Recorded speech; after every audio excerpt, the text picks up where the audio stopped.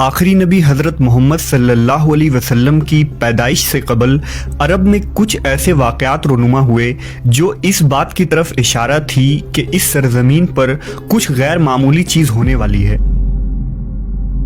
उन वाक़यात में एक हैरत अंगेज़ वाक़या अस्हाबे फ़ील और अबाबील का हादसा है, जिसे अल्लाह ने कुरान मजीद के सूरह फ़ील में भी जिक्र किया है और जो अरबों की तारीख़ का एक अजीब सानिया था। हज़रत मोहम्मद सल्लल्लाहु अलैहि वसल्लम की विलादत से कबल अरब के जुनूब में वाक़े मुल्क यमन पर एक बादशाह की हुकूमत थी जिसका नाम अबरहा इब्न अशरम था। अबरहा नसरानी था और किसी ज़माने में हबशा के बादशाह नजाशी का कमांडर रह चुका था। उसने यमन के बादशाह ज़ुनवास को एक जंग में शिकस्त देकर खुद को नजाशी का वफादार साबित किया। इस तरह नजाशी ने अबरहा को यमन के तख्त पर बिठा दिया। जब अबरहा को मालूम हुआ कि अरब के लोग काबा को निहायत ही मुकद्दस तस्वुर करते हैं और हर इलाकों से लोग काबा की ज़ियारत के लिए मक्का का सफ़र करते हैं, तो उसने यमन के दारुल खिलाफा सना में एक अजीम और निहायत ही खूबसूरत गिरजाघर तामीर करवाया। कहते हैं कि उस ज़माने में पूरी सरजमीन पर इससे ज़्यादा खूबसूरत और आलिशान गिरजा कहीं नहीं था। उसने पूरे जजीरा अरब में अपने मुबल्लिग को भेजा और लोगों को सना आकर इस गिरजाघर की ज़ियारत करने की दावत दी।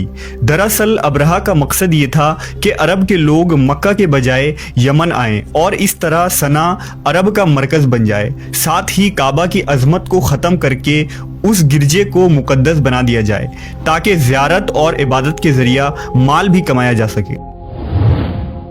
जब अरब के लोगों को उसके इस इरादे का इल्म हुआ तो वो तैश में आ गए और बहुत ही गजबनाक हुए। बावजूद इसके कि अरब के बेशतर कबीले मुशरिक थे, मगर वो काबा शरीफ की बहुत ही इज्जत और एहतराम करते थे, क्योंकि ये जगह हज़रत इब्राहीम अलैहिस्सलाम के आसार और मकाम से मंसूब था। लिहाजा मुशरिकीन अरब ने अबरहा के इस अमल को अपने दीन के लिए खतरा जाना। खासकर कुरैश मक्का इससे बहुत ज़्यादा खाइफ हुए। लिहाजा बनु किनाना का एक शख्स गुस्से में यमन गया और एक रात उस गिरजे में दाखिल होकर एक हिस्से में आग लगा दी, जबकि दूसरे हिस्से में निजासत और गंदगी फैला दी। जब अबरहा को इसकी खबर मिली तो उसने अपना सब्र खो दिया और मसीह की कसम उठाते हुए कहा कि वो अपने इस इबादत खाने की तौहीन का बदला काबा पर हमला करके लेगा। लिहाजा उसने हबशा के बादशाह नजासी से मदद तलब की और हाथियों का एक अजीम लश्कर मंगवाया। वो लश्कर समेत यमन से रवाना हुआ ताकि काबा को ढाक कर उसका खात्मा कर दे। इधर अरब के तमाम कबीले अबरहा के खिलाफ उठ खड़े हुए और उसे शिकस्त देने के लिए मैदान जंग में कूद पड़े, लेकिन अबरहा के उस अजीम लश्कर के आगे अरब का हर कबीला शिकस्त खाता चला गया। बनु सलीम, बनु गुतफान, बनु असद और बनु सकीफ जैसे बहादुर कबीले ने भी अबरहा के आगे हथियार डाल दिए। जब अबरहा का लश्कर ताइफ के करीब पहुंचा तो उसने एक दस्ता मक्का रवाना किया। जब वो दस्ता मक्का के करीब पहुंचा तो ऊंट देखे, लिहाजा उन्हें गनीमत समझकर अपने कब्जे में ले लिया।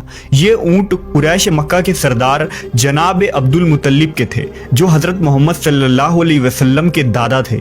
उन ऊंटों की तादाद 200 या 400 थे। जब ये खबर अब्दुल मुतल्लिब को मिली तो आप मक्का से बाहर आए और जहां अबरहा का लश्कर ठहरा था वहां जाकर अबरहा से मुलाकात की दरखास्त की।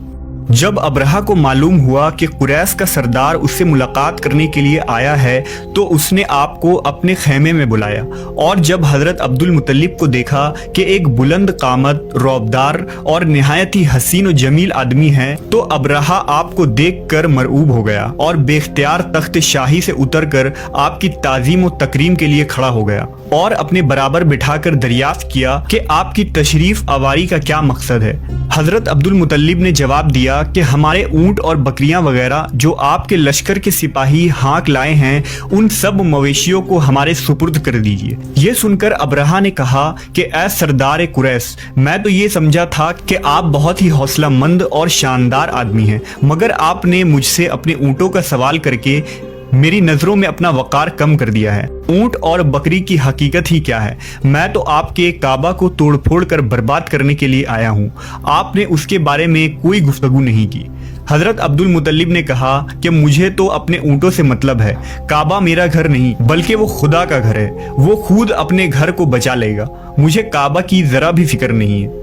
یہ سن کر ابرہہ نے کہا کہ اے سردار مکہ سن لیجئے، میں کعبہ کو ڈھا کر اس کی اینٹ سے اینٹ بجا دوں گا اور وہ زمین سے اس کا نام و نشان مٹا دوں گا۔ اس کے بعد ابرہہ نے تمام جانوروں کو واپس کر دینے کا حکم دیا اور عبد المطلب تمام اونٹ اور بکریوں کو لے کر مکہ واپس آ گئے۔ آپ نے مکہ کے لوگوں سے کہا کہ وہ پہاڑوں میں پناہ گزین ہو جائے، لہٰذا مکہ کے تمام قبیلے مکہ سے باہر نکل گئے، صرف جناب عبد المطلب مکہ میں اکیلے رہ گئے۔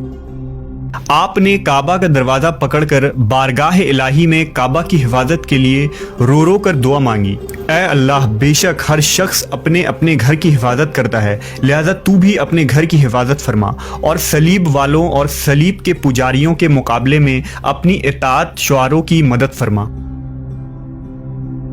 ابرہہ جب صبح کو کعبہ ڈھانے کے لیے اپنے لشکر جرار اور ہاتھیوں کی قطار کے ساتھ آگے بڑھا اور مقام مغمس میں پہنچا تو خود اس کا ہاتھی جس کا نام محمود تھا ایک دم بیٹھ گیا۔ وہ اپنے ہاتھی پر جتنا دباؤ ڈالتا وہ آگے نہ بڑھتا تھا، لیکن جب وہ اس کا رخ یمن کی طرف کرتا تو وہ فوراً چل پڑتا۔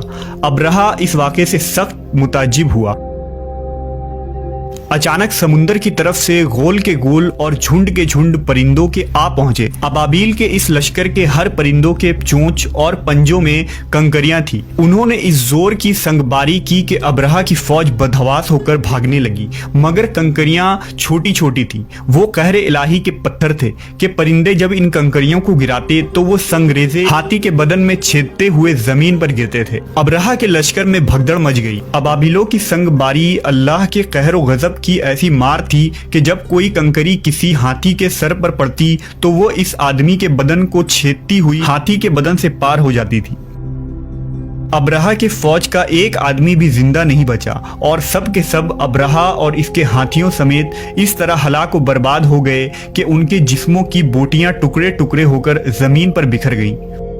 اس واقعے کے بعد عربوں میں قریش مکہ اور کعبہ شریف کی اہمیت و عظمت مزید بڑھ گئی اور چند مہینے بعد ہی اسی سال نبی صلی اللہ علیہ وسلم کی ولادت ہوئی۔ یہ سال عام الفیل کا سال کہلایا۔